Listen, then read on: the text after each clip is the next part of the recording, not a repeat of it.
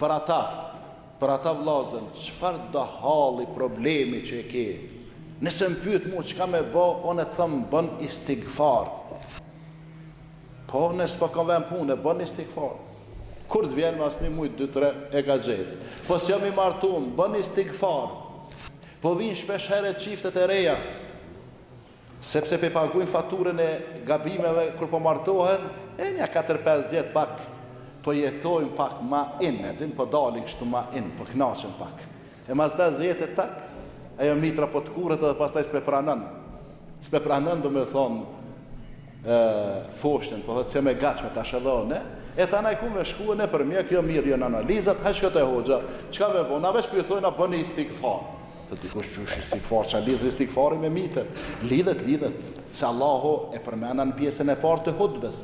Nëse i kërkoni falje Allahut, wa yumdidkum bi amwalin wa banin. Allahu ja shton pasunin edhe i jep vlat.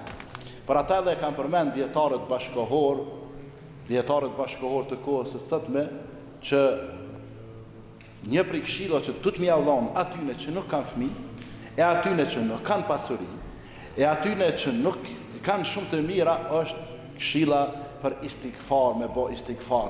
Për ata edhe Imam Albani, dietari shqiptar, kur shkon dikush e pyet atë në një mezhlis, një në nej, me nxënësat e tina i thet, o shejх, o hoxh, unë e thet, nuk kam fëmijë, edhe po e kërkoj me ngulëm, edhe po kem qef, edhe unë edhe gruaja me pas fëmijë, thët o birim, thët, shpesh të e istighfarin, sa ma shumë istighfarin, sa ma shumë estagfirullah. Mas një viti kthejet në mezhlisat e me nxënësa, me talebe, e i thët, o hoxh, Allah më ka begatu me binjak.